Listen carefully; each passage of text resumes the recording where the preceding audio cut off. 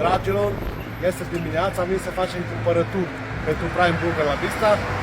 Noi susținem producătorii locali, producătorii noștri români. Rămâneți aproape. Haideți să vedem care notați aici cenuși. Calitate, băgătate, nu ce ești. Nu cătăm și mei.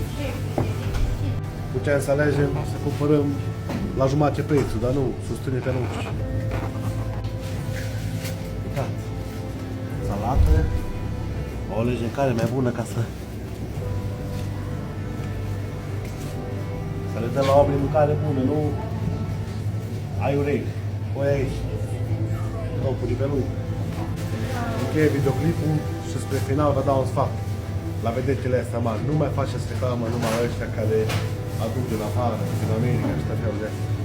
Faceți reclamă la producătorii români. Hai să ajutăm magazinele noastre mici să crească. Nu să cântăm afai. Să cântăm să și în bun. Așa cum vă da Domnul Iisus. Doamne ajută!